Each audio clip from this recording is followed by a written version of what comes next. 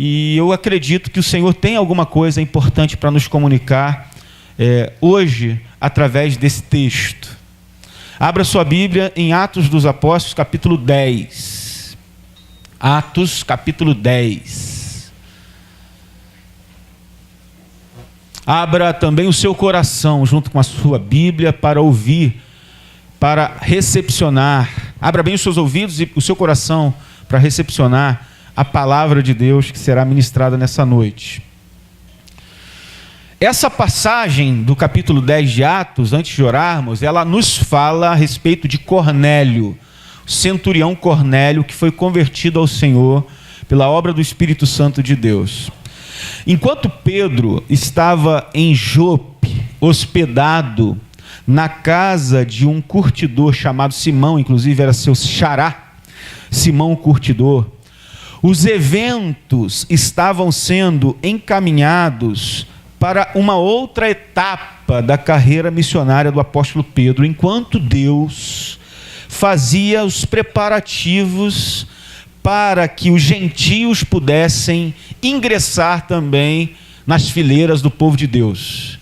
Então, Deus estava trabalhando enquanto Pedro estava pregando ali em Jope, fazendo grandes obras ali, grandes milagres ali, e estando hospedado na casa de um curtidor chamado Simão, né?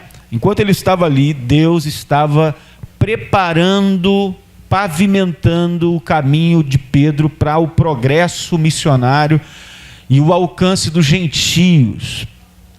Então, o Espírito Santo, ele nos mostra, como mostrou a Pedro através daquele acontecimento, como ele nos mostra hoje, né, que todos nós somos alvos do Evangelho, que o Evangelho se aplica a todas as pessoas, sem nenhuma exceção. O Espírito Santo, ele unifica a todas as gentes no corpo de Cristo. Então essa é a obra, esse é o trabalho do Espírito Santo. Nós sabemos que Atos dos Apóstolos poderia ser chamado de Atos do Espírito Santo, porque é o Espírito Santo quem faz a obra, né? Então, o que acontece nessa passagem, a gente lermos parte dela e orarmos? 2 sonhos acontecem, 2 visões acontecem. E essas 2 visões, esses 2 sonhos, levam o apóstolo Pedro ao cumprimento da obra de Deus, da salvação dos gentios. Então há um acontecimento decisivo na história da igreja, né, que é essa expansão missionária, porque Jesus tinha dito, né, vocês serão minhas testemunhas tanto em Jerusalém como em toda a Judéia e Samaria, até os confins da terra. E aos confins da terra envolve os gentios. Então é a obra de Deus. E interessante que no capítulo anterior, Deus chama quem para a salvação? Saulo de Tarso. Capítulo 9, Deus dá um sonho duplo para a salvação de Saulo de Tarso. Ele dá um sonho a Ananias, dá um sonho a Saulo, depois que Jesus o encontra no caminho de Damasco. Olha que coisa. E há o encontro entre Saulo e Ananias na casa de Judas. Ananias reluta. Não, Senhor, não, Saulo, eu conheço Saulo. Ananias, vai lá, porque esse para mim é um vaso escolhido. E quem era Saulo? Saulo era um perseguidor do Evangelho, perseguidor da igreja. Então, olha, 2 sonhos, o sonho duplo. Agora acontece mais 2 sonhos no capítulo 10. Nesse caso, um sonho que Deus dá, uma visão que Deus dá a Pedro, e uma visão e um sonho que Deus dá a Cornélio. Cornélio. E a gente vai ver o que Deus está fazendo, que Deus continua fazendo na vida da igreja através dessa história. Tá bom? Bíblia aberta? Atos 10. Havia um homem em Cesareia cujo nome era Cornélio, centurião do regime militar chamado Italiano. Esse homem era piedoso e temente a Deus, com toda a sua casa, dava muitas esmolas ao povo e continuamente orava a Deus. E por volta da hora 9ª do dia, viu claramente numa visão, um anjo de Deus que se dirigia para ele e lhe dizia: Cornélio. E fitando nele os olhos e atemorizado, ele perguntou: quem é o Senhor? O anjo lhe respondeu: tuas orações e esmolas têm subido como memorial diante de Deus. Então, envia agora homens a Jope e manda buscar Simão, também chamado Pedro. Ele está hospedado com um certo Simão, o curtidor de peles, cuja casa fica à beira-mar. Ele te dirá o que deves fazer.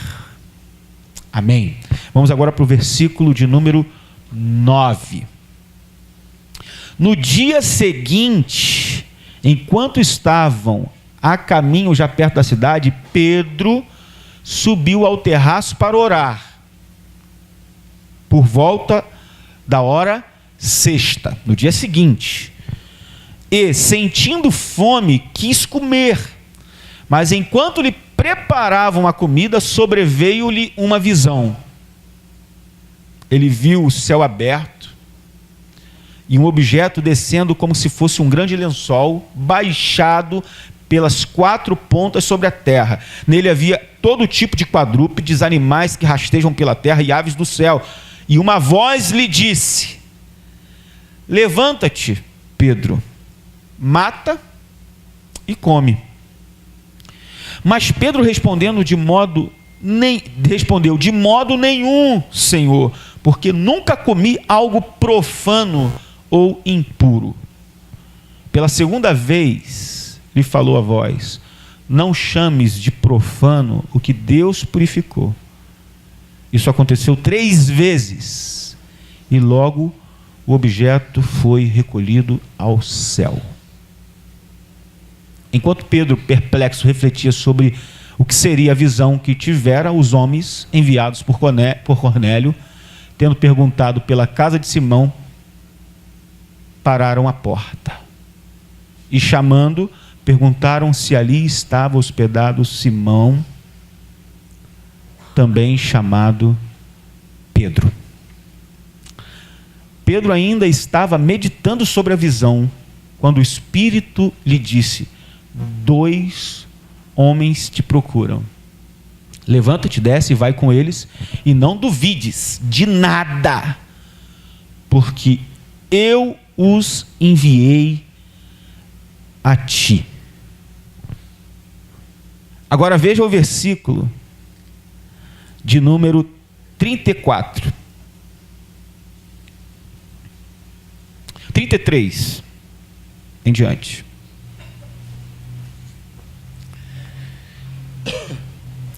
Portanto, mandei logo te chamar e fizeste bem em vir. Agora estamos todos aqui presentes diante de Deus para ouvir tudo quanto te foi ordenado pelo Senhor.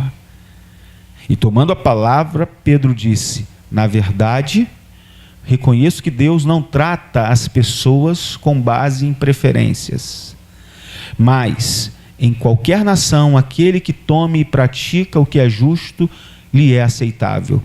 Ele enviou a palavra aos israelitas, anunciando o evangelho da paz por meio de Jesus Cristo, que é o Senhor de todos. Essa palavra, vós bem sabeis, foi proclamada por toda a Judéia, começando pela Galiléia, depois do batismo que João pregou. E diz a respeito de Jesus de Nazaré, como Deus ungiu com o Espírito Santo e com poder. Ele andou por toda parte, fazendo bem, curando todos os oprimidos pelo diabo, porque Deus era com ele.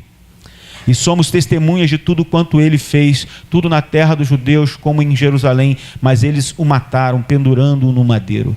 Deus o ressuscitou ao 3º dia e lhe concedeu que se manifestasse, não a todo mundo, mas às testemunhas predeterminadas por Deus, a nós, que comemos e bebemos com ele depois que ressuscitou dentre os mortos. Ele nos ordenou que pregássemos ao povo e testemunhássemos que por Deus ele foi constituído juiz de vivos e de mortos. Todos os profetas dão sobre ele testemunho de que, por meio do seu nome, todo o que nele crê receberá o perdão dos pecados. Enquanto Pedro dizia essas coisas, o Espírito Santo desceu sobre todos os que ouviam a palavra. Amém? Vamos orar ao Senhor. Deus bendito, Deus Todo-Poderoso, muito obrigado, Senhor, pela leitura da Tua palavra. Pedimos que o Senhor nos fale, nos ensine, nos instrua mais uma vez por intermédio dela. Os nossos corações estão abertos, nossos ouvidos abertos à Tua palavra. Fale conosco, que Tua palavra venha como uma semente lançada em terreno fértil. É o que nós te pedimos, no nome de Jesus. Amém. Meus irmãos, quando leio essa passagem bíblica, eu fico extremamente impactado pelo poder de Deus, pela obra de Deus, pela maneira como Deus trata e trabalha no meio do povo que Ele chama, que Ele escolhe, que Ele elege, que Ele quer salvar. Eu observo o quanto que Deus é maravilhoso em salvar as pessoas. Enquanto Ele é aquele que trabalha enquanto a gente dorme, o quanto Ele é aquele que faz obras extraordinárias enquanto a gente jamais imagina que Ele poderia estar trabalhando ali. E uma das coisas que eu tenho me preocupado muito é de poder servir a Deus aonde Deus está trabalhando. É estar fazendo aquilo que Deus está fazendo, é seguir a nuvem, é seguir o Senhor. Eu não posso estar me desgastando e perdendo as minhas energias com coisas ou com pessoas que Deus não está trabalhando ali. Eu acho que o maior desafio do pastor, do missionário, do plantador, do pregador do evangelho é exatamente este: é estar aonde Deus está, é fazer o que Deus está fazendo. A gente precisa de discernimento, a gente precisa de visão do alto, a gente precisa de sonhos, revelações. Nós precisamos da direção do Senhor. Nós precisamos ter a certeza daquilo que Deus está fazendo. E eu oro a Deus, eu tenho pedido ao Senhor para que Ele me instrua, para que Ele me dirija, para que Ele me oriente. Apesar e a despeito das críticas das pessoas, apesar e a despeito daquilo que as pessoas dizem a meu respeito, daquilo que eu sou, daquilo que eu faço, eu quero estar fazendo, eu quero estar dentro do plano, do projeto determinado pelo Senhor. Eu não posso gastar as minhas energias onde Deus não está trabalhando, só por uma visão humana, só porque eu acho, só porque eu penso que é o melhor a fazer. Não, irmãos, eu preciso estar dentro do propósito estabelecido por Deus, do projeto, do plano, da estratégia de Deus. E eu vejo isso aqui. Olha como é que Deus trabalha para salvar uma pessoa. Cornélio, irmãos, era um gentio temente a Deus. E o que significava ser um gentio temente a Deus? Ele era alguém que na prática havia se convertido ao judaísmo, mas na teoria não, porque ele não havia se circuncidado e nem se exposto publicamente como gentio, como judeu. Mas ele era um gentio temente a Deus. E a gente observa isso na vida deste gentio justo, que não foi circuncidado e que não conhecia o Senhor Jesus Cristo, apesar de ser judeu, convertido, não publicamente. Eu estou explicando isso bem detalhadamente para você entender. Ele era um gentio justo, ele era um gentio temente a Deus, mas ele não conhecia Jesus Cristo. Ele conhecia o judaísmo, ele conhecia as leis, ele conhecia o culto judaico, e ele se encantara com aquilo, ele se converteu àquilo, mas não publicamente, não se circuncidou, não se submeteu aos ritos do judaísmo, mas ele cria, ele temia. E por que ele cria e temia? O texto é claro em dizer que ele aceitou pelo menos dois aspectos essenciais do verdadeiro culto ao Senhor. Quais são os dois aspectos? Primeiro, a generosidade da contribuição e a generosidade das doações e das esmolas. Ele tinha isso no seu coração. Ele esmolava para com o povo, ele era generoso para com o povo de Deus, o povo judeu. E além disso, ele era um homem de oração. Na hora nona ele estava em oração. As às 3 horas da tarde, às 15 horas, ele estava em oração ao Senhor, que era comum a hora da oração, a hora nona, ele estava em oração. Ele era um homem que temia a Deus, e ele estava em oração ao Deus de Israel. Então, dois aspectos: a questão da generosidade das doações e a questão das orações ao Deus de Israel.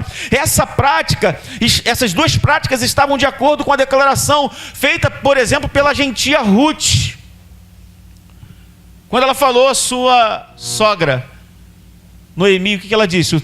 O seu povo é o meu povo, e o seu Deus é o meu Deus. É mais ou menos isso. Esse gentio justo acolheu essa declaração: o seu povo é o meu povo, por isso eu vou ser generoso com esse povo pobre, precisando de auxílio, eu vou ajudá-lo. E o seu Deus é o meu Deus, por isso que eu vou orar, porque o seu Deus é o meu Deus. É mais ou menos isso. Ele era alguém que tinha uma ligação com os judeus. E, além disso, olhando por outra perspectiva, ele tinha obras de justiça como fruto de sua fé em Deus, ainda que uma fé ainda imatura, porque não estava relacionada com a pessoa de Jesus Cristo. Ele tinha uma fé em Deus, o Deus de Israel, e porque ele tinha uma fé no Deus de Israel, ele orava, e porque ele tinha uma fé em Deus, do Deus de Israel, ele esmolava, ele era generoso, né? O que é definido, inclusive, pelo apóstolo Tiago, na sua epístola, no capítulo 1, versículo 27, como uma verdadeira religião. Qual é a verdadeira religião? Cuidar dos órfãos e viúvas, né? Ser generoso, orar, refrear a língua. Isso é verdadeira religião. Veja, os irmãos, esse era o Cornélio. Então, Cornélio era um centurião romano. O centurião romano, uma centúria, né? A gente tinha uma legião com 6.000 soldados, a gente tinha uma centúria e uma corte, né? A centúria tinha cerca de, eram divididos por 6, então cerca de 1.000 soldados para cada centúria. Uma corte, né? Tinham 600 soldados, e ele era um centurião de uma corte, que é essa corte italiana, e estava sob os seus cuidados, estava sob o seu comando, cerca de 100 soldados. Ele era um centurião. E o que mais me impressiona na história toda de Cornélio, sabe o que é, irmãos? É que ele é um gentil que crê, que é uma pessoa que é generosa, que ora. Mas o que mais me impressiona de tudo, sabe o que é? É que Deus responde ele.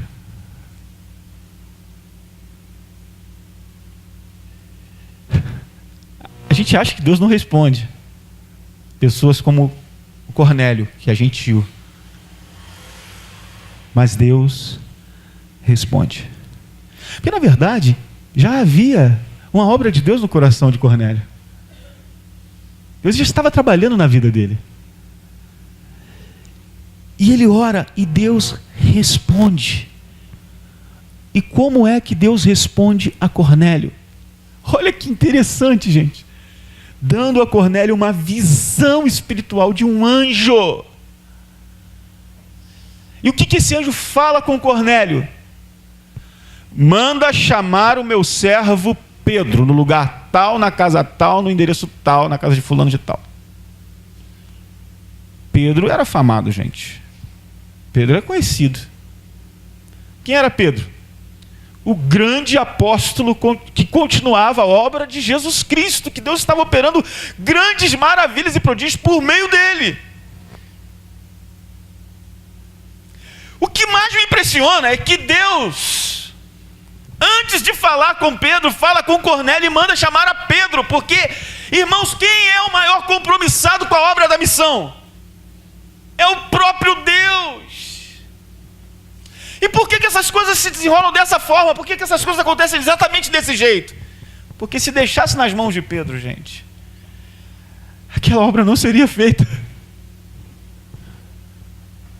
Porque Pedro havia formatado, já desenhado tudo a respeito da obra missionária. E os gentios não estavam incluídos naquilo ali. Não estavam incluídos. Talvez na mentalidade de Pedro, tradicionalista, o evangelho e a salvação era para os judeus apenas. Mas ele caminhou com Jesus, mas essa era a mentalidade dele. Era o coração dele. Era a maneira como ele enxergava as coisas. Então Deus, sabendo disso tudo, dá uma visão para Cornélio, que enquanto estava orando, abre a sua visão espiritual, ele vê um anjo, o anjo fala com ele conversa com o anjo, e o mais impressionante de tudo é o seguinte, irmãos, porque olha só, Deus chama um gentio, trabalha na vida desse gentio, torna ele uma pessoa justa, uma pessoa temente, uma pessoa generosa, uma pessoa que ora. Deus responde a sua oração, fala com ele, e o mais interessante de tudo é que esse homem obedece a Deus. Ele não questiona, ele não faz perguntas, ele simplesmente obedece a Deus. Manda chamar Pedro. Ele chama os melhores soldados, os mais tementes e piedosos, e dá uma missão a eles. Só que enquanto os soldados estão indo, o que acontece? Deus dá uma visão a Pedro, que estava na casa de Simão, o curtidor, como a gente já tinha falado aqui.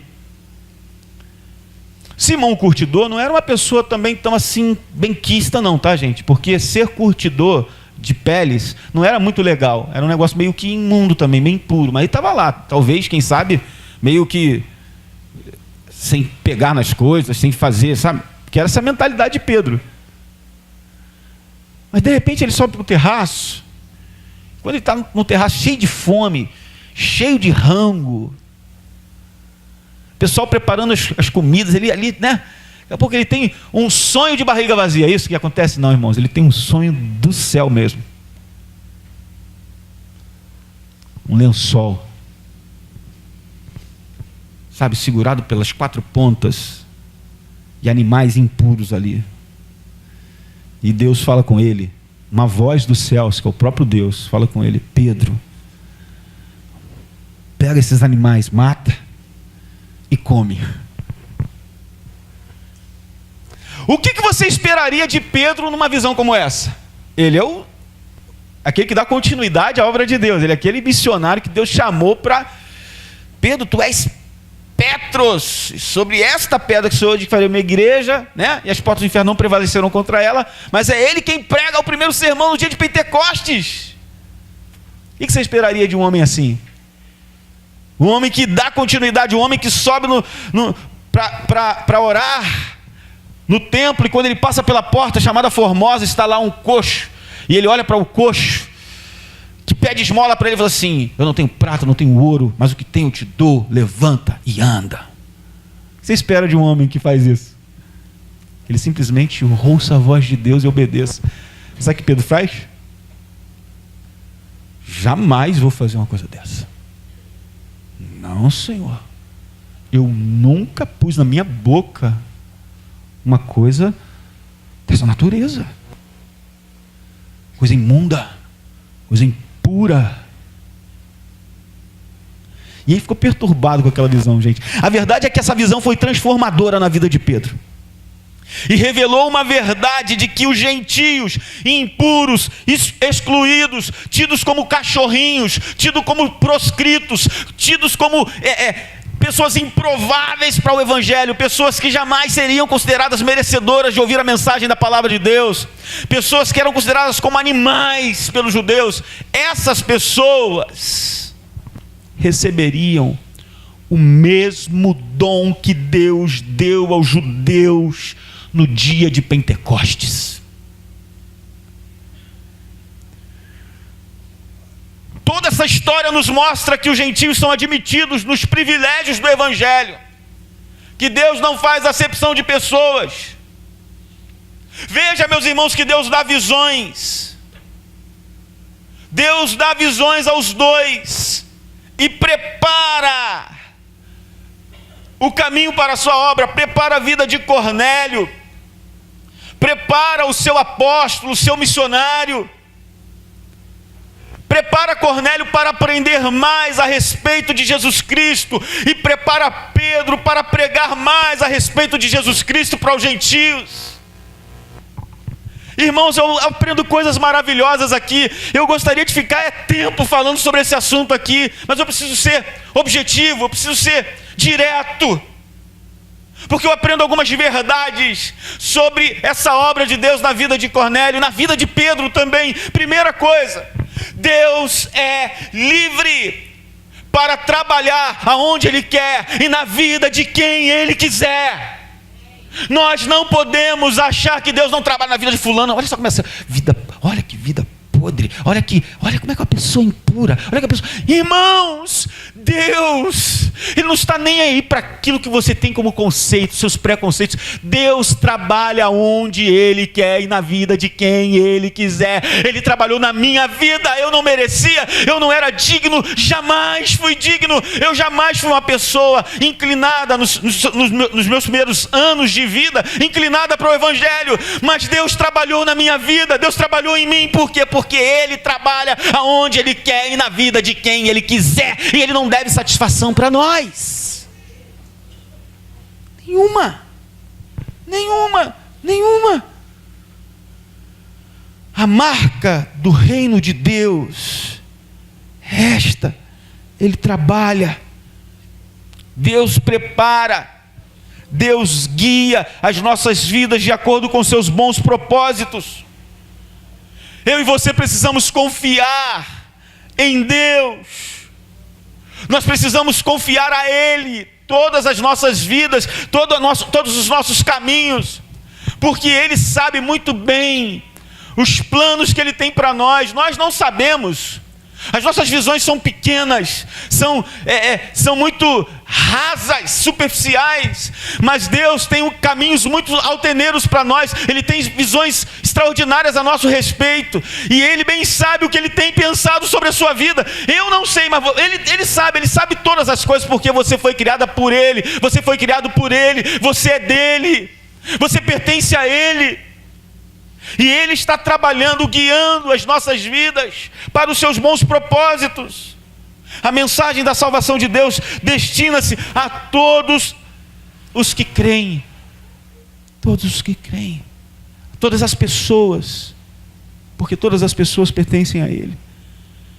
E aquelas que ouvirem a sua voz, Deus escreverá a sua palavra nos corações dessas pessoas, como fez na vida de Cornélio. E eu vejo uma obra de Deus extraordinária aqui. Outra coisa que eu aprendo, que está ligada a essa primeira verdade, é que quem define a agenda da igreja não é a própria igreja. Quem define a agenda da igreja não é o homem. Quem define a agenda da igreja é Deus. Eu posso estabelecer o que eu quiser em relação à igreja, aquilo que eu tenho projetado, planejado. Irmãos, mas se Deus não quiser, aquilo não será feito. Porque Deus tem uma preocupação muito maior do que a que eu tenho. A minha preocupação é religiosa. Minha preocupação é com programas, minha preocupação é com coisas muito menores, muito pequenas, muito insignificantes. Deus se preocupa com gente, Deus se preocupa com vidas. E Ele não faz exceção. Não faz acepção, e Ele está trabalhando. Quantas pessoas como Cornélio estão aqui espalhadas por esse bairro, precisando ouvir uma palavra minha, uma palavra sua? Quantas pessoas, irmãos? Eu me lembro quando me converti, quando eu recebi Jesus como meu Senhor e Salvador, sempre uma pessoa me dizia: existe alguém que precisa ouvir uma palavra sua, existe alguém que precisa ouvir uma palavra sua. E eu ficava com aquilo perturbado na minha cabeça, perturbado. Falei: como assim? Quem é essa pessoa? Quem é? Quando? Como? Como é que eu vou? Eu preocupado, como é que eu iria? Aonde seria? Quem seria a pessoa? E aquela pessoa sempre dizia para mim: tem uma pessoa precisando ouvir uma palavra sua. Tem uma pessoa que precisa ouvir uma palavra sua. E parece que eu ouço o Espírito Santo de Deus falar comigo aqui, como o Senhor falou com Pedro: olha, Pedro, tem alguém precisando ouvir uma palavra sua. Senhor, quem é essa pessoa? A pessoa não é uma pessoa legal. Mas como é que eu vou fazer, Senhor? Nunca tive contato com pessoas impuras. Não. Olha só, eu vou te usar. Ela já foi preparada para receber a mensagem do Evangelho que fala a respeito de Cristo. E eu estou usando a sua vida, estaria usando a sua vida agora para poder levar a mensagem do Evangelho até ele. Tem alguém que precisa ouvir uma palavra tua. Você já considerou o fato de que tem gente aqui nessa redondeza, nesse bairro, que precisa ouvir uma palavra sua? Enquanto você está preocupado com um monte de coisa. Aí eu te pergunto, quem é que define a sua agenda, meu querido, minha querida? Quem é que define a sua agenda? Você faz o que você quer da sua vida, do seu tempo? Ou Deus é quem manda na sua vida? Ou Deus é quem dirige os seus passos? O que você faz com o seu tempo? O tempo que na verdade não pertence a você, pertence a Deus. Com os recursos, habilidades e dons que Deus te deu. O que você tem feito? A quem você tem se dirigido? O que você tem feito? Quem é que define a sua agenda, meu irmão, minha irmã? Quem é que define?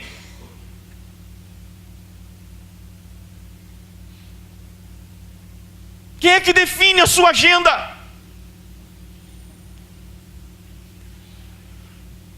Eu quero chamar você, eu quero apelar para você a se permitir guiar pelo Espírito Santo.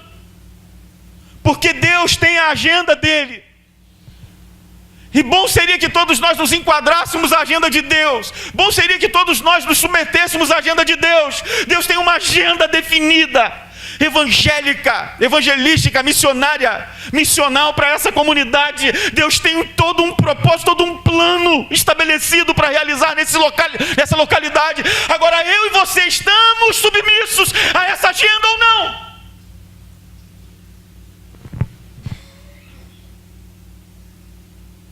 Diga para mim, Pedro, você está submisso?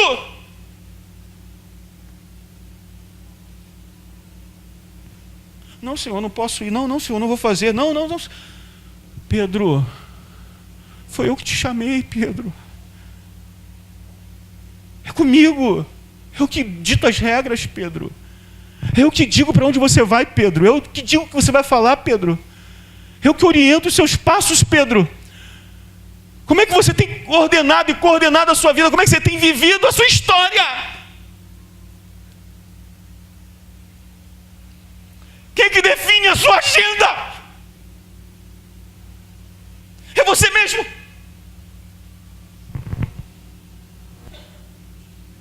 Eu não vou. Tem gente que é petulante diante de Deus, irmãos.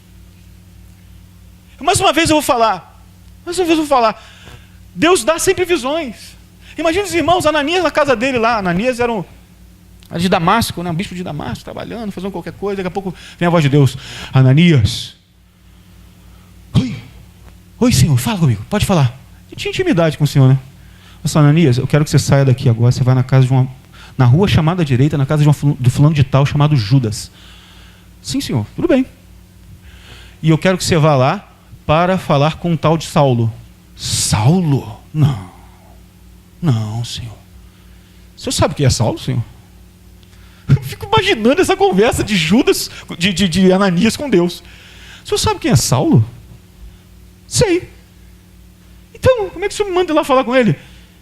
Ele é perseguidor, ele vai me matar. Ananias, eu estou trabalhando na vida dele. Tive encontro com ele no caminho de Damasco. Então vá lá. O senhor tem certeza que... Vá, rapaz. Ele é para mim um vaso escolhido. Você vai fazer assim, assim e assim. Então tá bom, Senhor. Ele obedeceu. Aí está lá Pedro, no terraço, cheio de fome. Daqui a pouco Deus dá uma visão para ele. Pedro. Sim, Senhor. Então, Pedro, eu vou te mostrar uma coisa. Tá. Se abre. Um lençol cheio de animais. Pega o animal ali, mata e come. Não, Senhor. Não. E ficou perturbado com aquela visão. E Deus ficou trabalhando no coração dele com aquela visão. Porque Deus sabe como trabalha no coração de cada pessoa, gente. Às vezes a gente não sabe, tem gente que obedece imediatamente, tem gente que não obedece imediatamente, tem gente que questiona, mesmo sendo um servo de Deus, mesmo sendo um obreiro do Senhor, mesmo sendo uma pessoa chamada, escolhida por Deus. Deus trabalha no coração de tantas pessoas. Aí as pessoas me perguntam assim, pastor, por que o senhor é tão insistente Eu ouvi alguém dizendo isso para mim essa semana, assim, pastor, você não pode deixar de falar, deixar de testemunhar, deixar de cobrar, deixar de falar. Por quê? Porque Deus tem o seu tempo para cada pessoa. Às vezes ele demora um pouquinho mais de tempo trabalhar no coração de uma pessoa dura. E outros respondem de pronto. Você faz o chamado, eles vêm. Você não faz, você continua fazendo, e algumas pessoas... Uma pessoa de manhã cedo falou isso para mim. Veja como é que está a escola bíblica dominical, né, pastor? Melhorando um pouquinho, né? Tal. Isso é obra de Deus, é obra do Espírito. A gente tem que continuar fazendo, falando, porque é o próprio Deus quem está fazendo. Um dia, essa escola dominical, pastor Felipe, vai estar lotada de gente, porque o pessoal é pedra dura. Continua falando sobre os cultos, continua falando sobre a obra de Deus, continua falando sobre o pequeno grupo, continua falando sobre a missionária, continua falando. Pastor, o senhor lembra que o senhor falou há 4 anos atrás sobre as mesmas coisas que o senhor falou há pouco tempo aqui, e só agora o negócio está funcionando? Como é que pode, né? É obra de Deus. Tem gente que obedece de pronto, tem gente que não obedece. Agora, para quem está aqui, não é fácil não, tá, irmãos? É pedreira. Mas a gente continua e insiste porque a gente sabe que Deus continua insistindo com a gente. E Ele continua trabalhando, apesar de nós. Mas como seria bom nós estarmos envolvidos nisso tudo. Como seria maravilhoso você estar envolvido, meu irmão, minha irmã.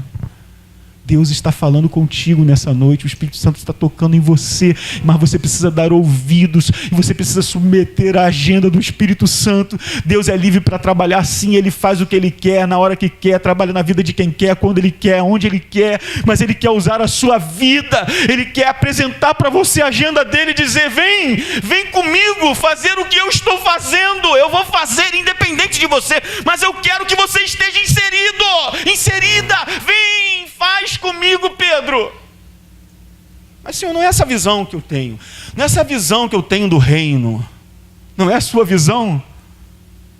Mas se submeta à agenda de Deus. À visão que Deus tem dado. Mesmo que não seja a sua visão a priori. Esteja aberto, esteja totalmente aberto para aquilo que Deus tem revelado. Para aquilo que Deus tem falado. Se submeta à agenda de Deus. Porque é Ele quem define a agenda da sua igreja. É Ele quem define a agenda do seu povo. Se você é povo de Deus, se você é filho de Deus, você não tem mais uma agenda própria pessoal. Você tem a agenda que Deus define. Quem está entendendo, diga amém. Terceiro lugar. Esse aqui é o mais difícil de tudo. Eu já dei uma prévia. Nosso tradicionalismo, às vezes, nos torna pessoas que querem ser mais santas que Deus. O nosso tradicionalismo religioso faz da gente pessoas que querem ser mais santas que o próprio Deus. Pense aqui os irmãos, na visão que ele dá a Pedro. O que Pedro diz?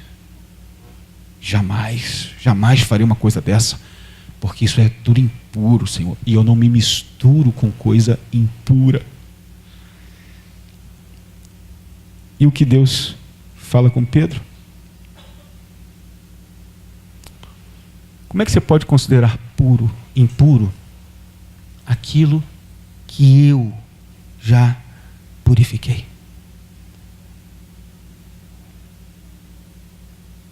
Quem é que pode declarar uma coisa pura ou impura?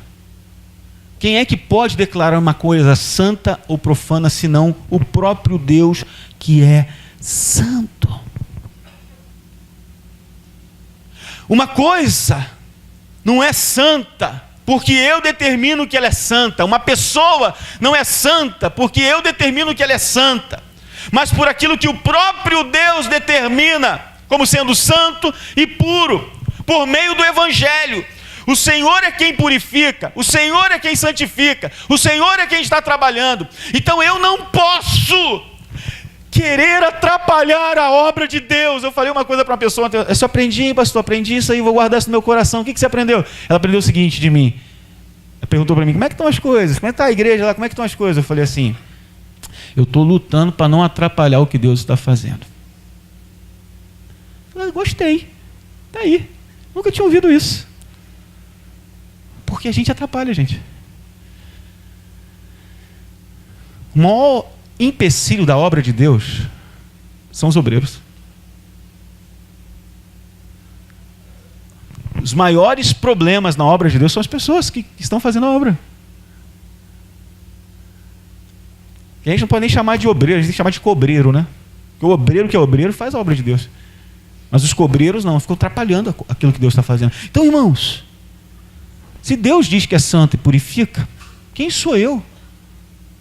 Mas como que a nossa religiosidade atrapalha a obra de Deus, gente? A gente é muito tradicionalista demais, a gente é muito, sabe, religioso demais. A gente impõe regras, normas, leis, nós somos legalistas, nós somos moralistas, gente. A gente atrapalha aquilo que Deus está fazendo.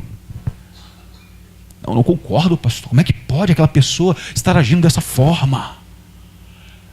Não, tem que ser diferente. Tem que ser... Ei, psiu. Quem é que diz que é santo e que não é? Se Deus está trabalhando, que nós fiquemos calados diante da obra de Deus. Deus está fazendo a sua obra. A obra é de Deus. Ela não pode ser parada por mim, por sua visão ensimesmada, religiosa, neófita, pequena, imatura, legalista, moralista. Deus está trabalhando e o nome dele há de ser glorificado. Então não impeça com o seu tradicionalismo aquilo que Deus está fazendo, porque tem gente que quer ser mais santa que Deus. Deus está falando, não, eu já santifiquei, eu estou fazendo. Não, Senhor, jamais vou meter a mão aí. Jamais, eu não me misturo com essa gentalha. Eu estou fazendo, eu sou o santo de Israel, eu sou o Senhor Todo-Poderoso, eu sou o santo por excelência, na plenitude. Quem é você? Quem é você? Se eu estou falando que estou trabalhando, quem é você?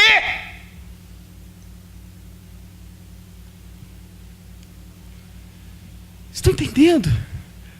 A gente quer ser mais santo que o próprio Deus, gente. E eu vou falar uma coisa, que essa visão religiosa, ensimesmada, ela é implacável e sem misericórdia.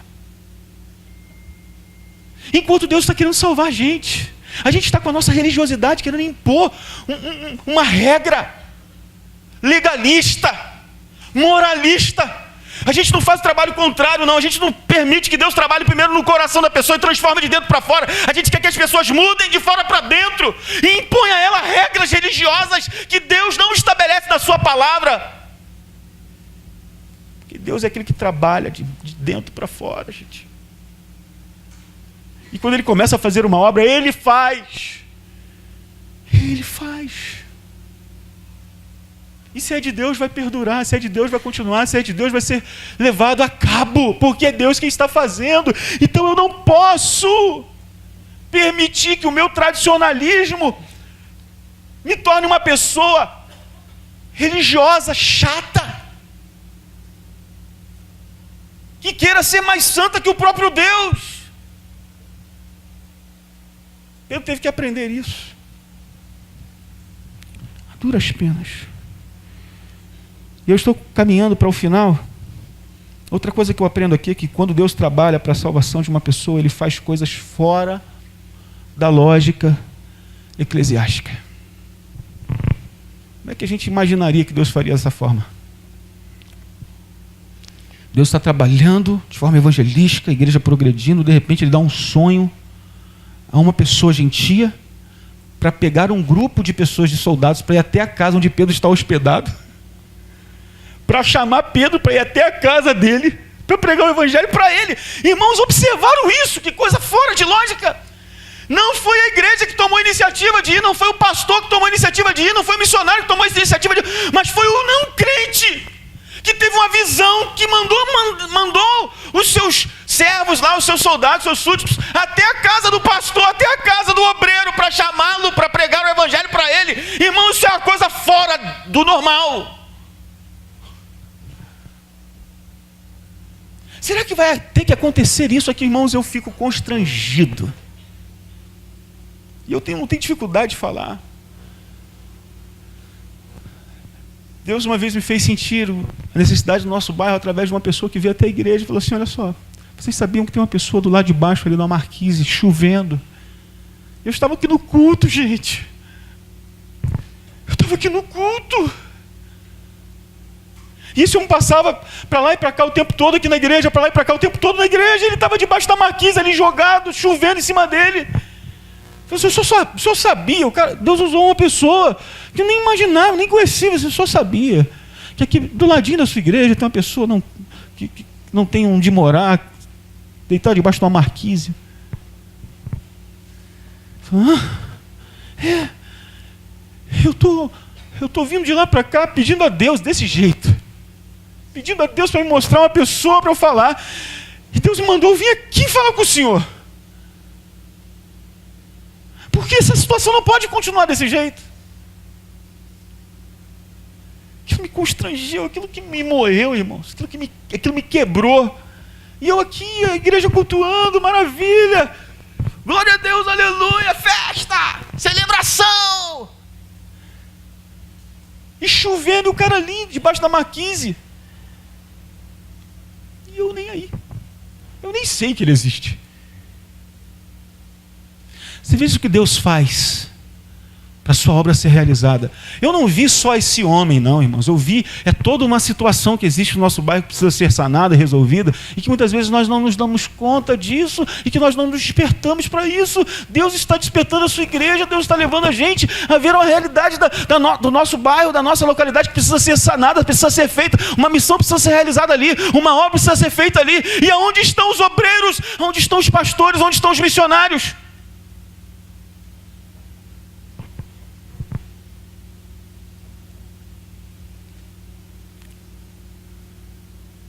E Deus faz fora da lógica. Dá visão, chama a gente, usa pessoas.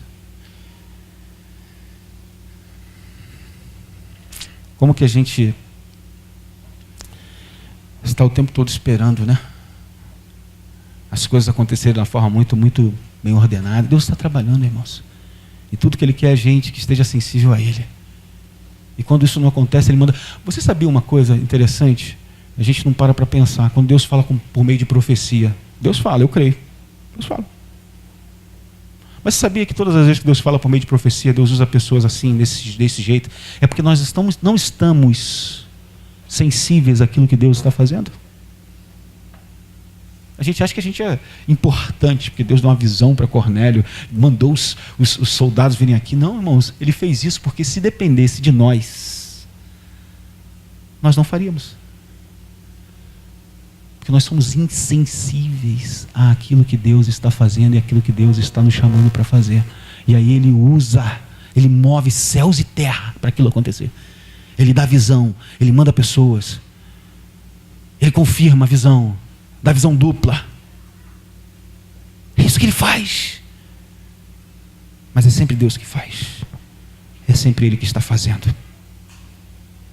E Ele o faz fora da lógica eclesiástica.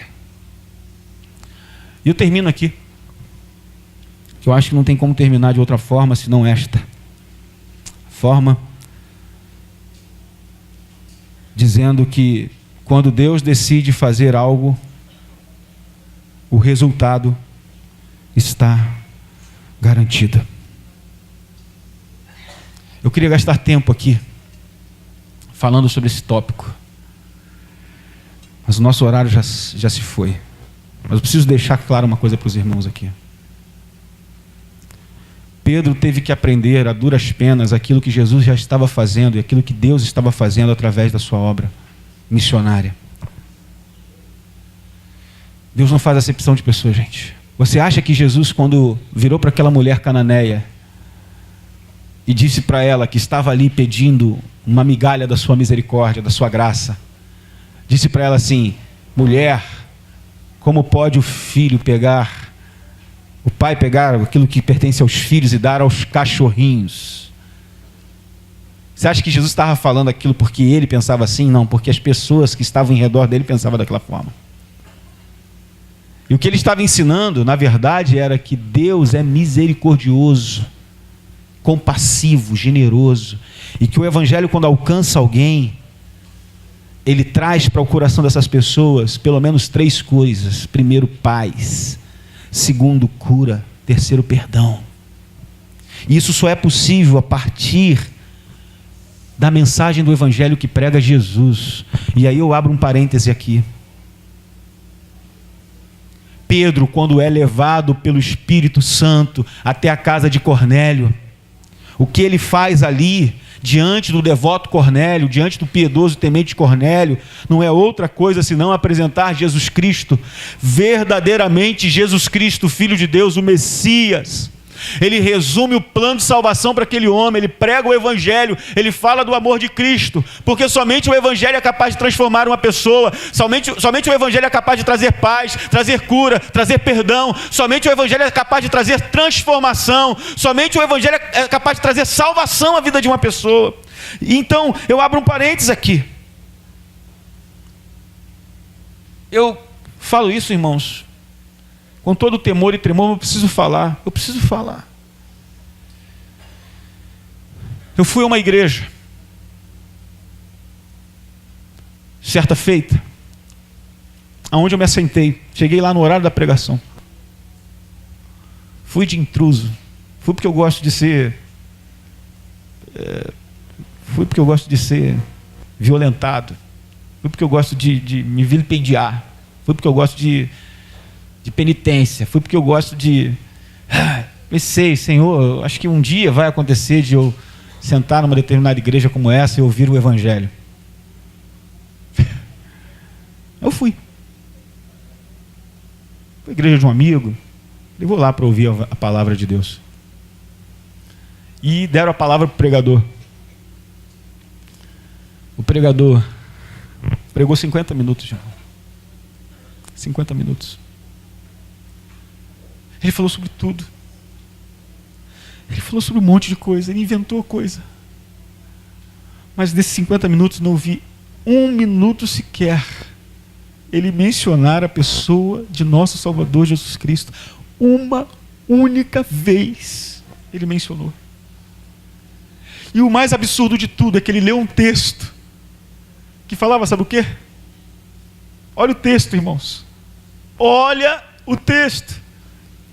Que nos considerem como ministros do Evangelho de Cristo e dispenseiros dos mistérios de Deus. Ele leu esse versículo e ele não falou de Cristo, ele não falou do Evangelho, ele não falou dos mistérios de Deus que são revelados aos gentios, aos pecadores. Ele não falou sobre o plano de salvação, ele não falou daquilo que Deus quer fazer na vida de uma pessoa, ele não falou da paz, do perdão e da cura que Deus traz, ele não falou da salvação na pessoa de Jesus, ele não falou. E eu me pergunto, o que uma pessoa que se diz pregador, pastor, evangelista, ministro do evangelho faz quando ele tem a oportunidade de pregar para uma pessoa? Eu já falei aqui e vou repetir, irmãos, eu não me canso de repetir. Quando uma pessoa me chama para ir à casa de alguém, eu não vou com outro propósito senão de transmitir a mensagem do evangelho, independente daquilo que a pessoa está passando, independente da situação em que ela se encontra, independente das circunstâncias que ela esteja. Eu vou ali para trazer a mensagem do evangelho. Sabe por quê? Porque eu tenho perfeita convicção pela palavra de Deus, que não há uma palavra que eu possa liberar que seja capaz de trazer cura, salvação, perdão, paz para a vida das pessoas, mas somente a palavra de Deus. Então quando Pedro vai lá, porque Cornélio disse o seguinte, quando Pedro chega assim, o que aconteceu com você, Cornélio? Pedro pergunta para Cornélio. Cornélio fala assim, olha só, tive uma visão assim. Tá, e daí? Agora eu quero o seguinte, que Deus mandou que você viesse aqui, e nós estamos totalmente abertos para ouvir o que você tem para falar para nós. Oi, querido. E a questão é a seguinte, irmãos, quando Cornélio, e eles, interessante, irmãos, aqui, foi só descontração, né? Quando Pedro chega, sabe o que Cornélio faz? Manda chamar sua família, manda chamar as pessoas para ouvir o evangelho. Chama todo mundo. E agora ele chega para Pedro e fala assim, Pedro, agora é contigo. Fala aí. Rasga o verbo. E tomando a palavra, Pedro começou a pregar o evangelho. Proclamar o evangelho a Cornélio, a sua família. A falar do amor de Jesus, a falar da paz, a falar da cura, a falar do perdão, a falar da salvação. E fala, e fala, e fala. Sabe qual foi o resultado disso, irmãos? Enquanto Pedro pregava, o Espírito Santo desceu sobre a casa. Enquanto Pedro pregava, o Espírito Santo inundou o coração daquelas pessoas. E eles começaram a falar em outras línguas, diz a palavra de Deus. O Espírito do Senhor que desceu no dia de Pentecostes desce na casa de Cornélio, porque a palavra de Deus é pregada. O que eu aprendo com isso? Quando eu tenho a oportunidade de falar alguma coisa a alguém, eu não posso falar o que eu quero. Eu tenho que falar as palavras do Evangelho, porque somente elas são capazes de transformar alguém. Você concorda com isso? Diga um amém. Então, meu irmão, Deus está falando conosco nessa noite. Falou comigo, tem falado ao meu coração, que é Ele quem trabalha, é Ele quem faz a obra acontecer, que a agenda da igreja, do servo de Deus, pertence a Ele, e que eu e você precisamos nos submeter à agenda dEle. É Ele quem define.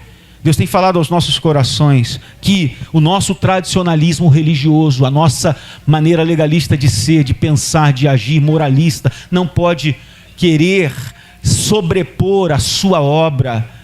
Eu não posso querer ser mais santo que o próprio Deus. Deus é santo, irmãos, e Ele é quem estabelece o que é, o que não é santo, aonde Ele está trabalhando ou não, e eu preciso ser submisso àquilo que Ele está fazendo. Quando Deus trabalha para a salvação de alguém, Ele faz totalmente fora dos padrões eclesiásticos.